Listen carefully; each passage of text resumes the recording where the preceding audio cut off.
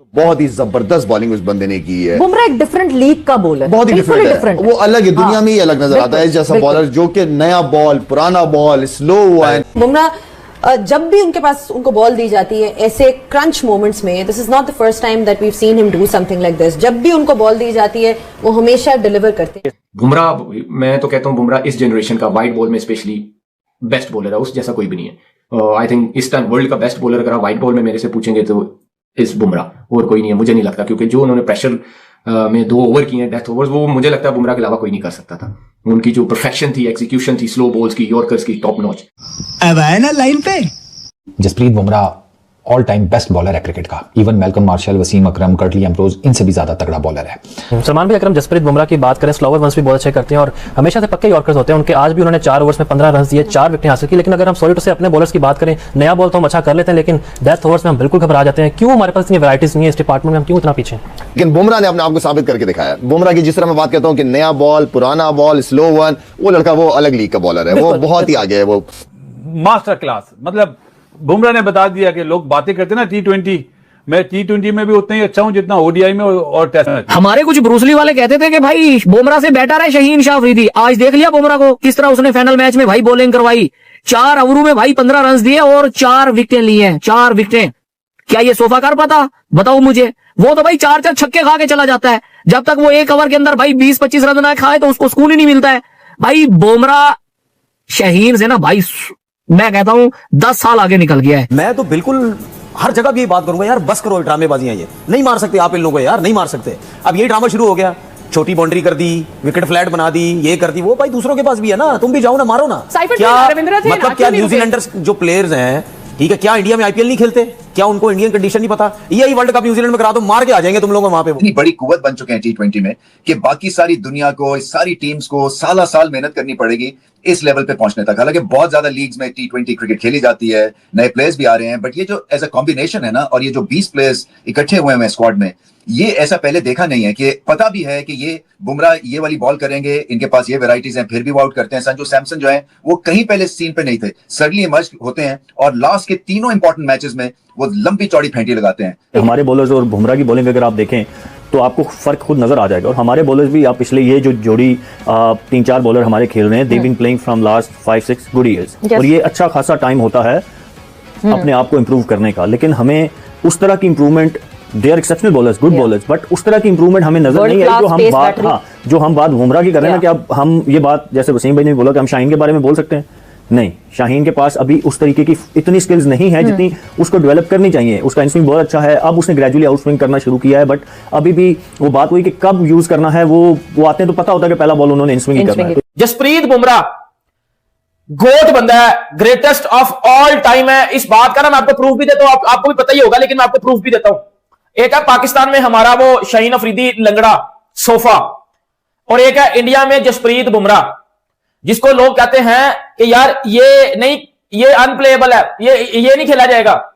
चाहे कोई बैट्समैन 150 पे खेल रहा है, चाहे कोई बैट्समैन छक्के मार मार के अगली टीम की उसने बजा दिया, लेकिन जैसे ही वो जसप्रीत बुमराह को फेस करता है, भाई वो बंदा नहीं खेल पाता जसप्रीत बुमराह को। बुमराह 2.0 ज्यादा लीथल होकर आया है। जब वो इंजरी और फिर उसके बाद कमबैक करते करते जो एक डिप आया था परफॉर्मेंस में, उसके बाद से जब बुमराह वापस आया तो Bumrah has been more out class. Because सवेरा आप उसको किसी भी पिच पे देख लो, उसके लिए पिच एक्सक्यूज नहीं है। उसके पास स्किल्स इतनी सारी है, हर किस्म की स्किल्स है, हर पिच के हिसाब से। अपने बंदा वो होता है कि बॉलिंग करते हुए ना पिच रीड करे कि यार आज मेरी कौन सी बॉलिंग, कौन सी स्किल्स काम आएंगी, वो उसी तरह ओवर के अंदर 4-4 स्लो वन मारने पड़ते हैं, वो भी करता है। आमिर भाई आपसे स्टार्ट करूंगा भाई। आज अभिषेक भी चल पड़ा, इंडिया फाइनल भी जीत गया।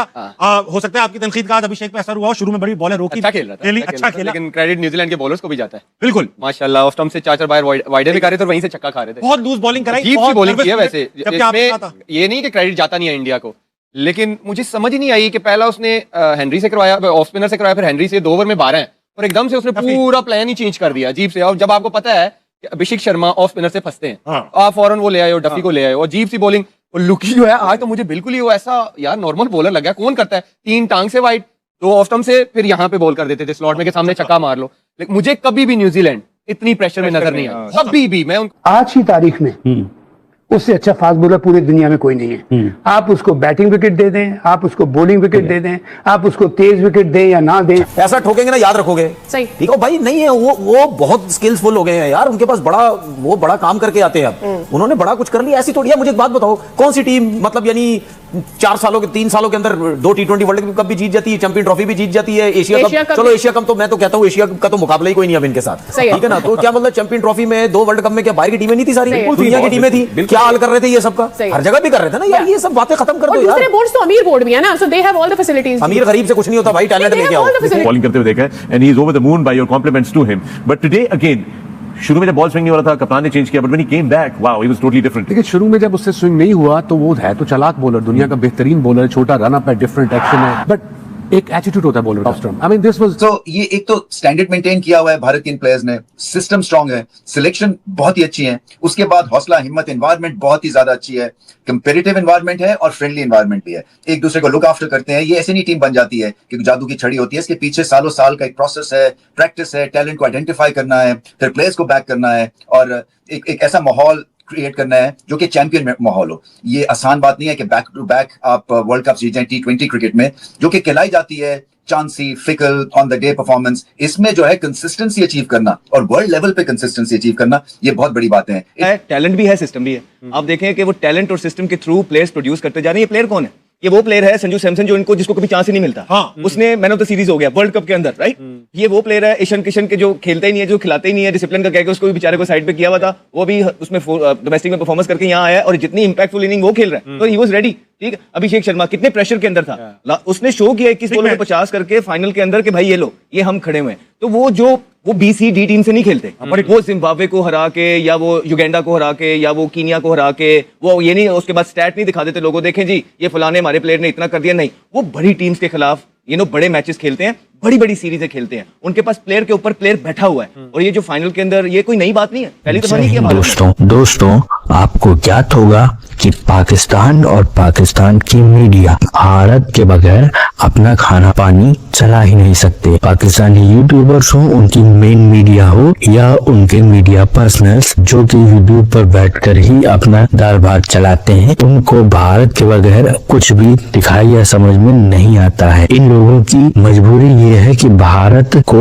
मन से घृणा करने के बाद भी भारत की प्रशंसा करनी पड़ती है और कुछ न कुछ सकारात्मक बोलना पड़ता है। हालांकि इनके चेहरे के हाव भाव से हमें पता चल जाता है कि ये जो बोल रहे हैं उस सब पे इनका विश्वास बिल्कुल नहीं होता। जहाँ तक बात रही पाकिस्तानी मीडिया और यूट्यूब चैनल्स की, भारत के बगैर इनका दाना पानी चल ही नहीं सकता। ये जब तक भारत को कोस न ले और या भारत की कुछ कमियां न बता दें, इनका काम चलता ही नहीं है। मनोरंजन का क्षेत्र हो या बात हो खेल जगत की, चाहे विज्ञान का क्षेत्र हो, चाहे पॉलिटिकल या फिर युद्ध क्षेत्र, भारत से मुकाबला करना और अपने आप को किसी न किसी तरीके से भारत से बढ़कर दिखाना, लेकिन इस प्रयास में अपना ही पप्पू करवा लेना पाकिस्तानी मीडिया का प्रिय शगल रहा है। इसी के साथ साथ मित्रों, ये चाहे ना चाहे इनको ये मानना भी पड़ता है समय समय पर कि भारत श्रेष्ठ है और भारत आगे बढ़ रहा है, और यही बात है कि भारत की तारीफ के बगैर इनसे रहा भी नहीं जाता। पर क्या करें, मन में जो घृणा है वो छिपाए भी नहीं सकती। अगर आपको हमारा काम पसंद आता है मित्रों, तो इस वीडियो को लाइक जरूर कीजिएगा, साथ ही साथ शेयर करना न भूलें। और अगर आपको हमारा चैनल पसंद आता है मित्रों, तो हमारे चैनल को सब्सक्राइब जरूर करें, साथ ही बेल आइकन को दबा दें ताकि आपको आगे आने वाली वीडियोस का नोटिफिकेशन मिलता रहे।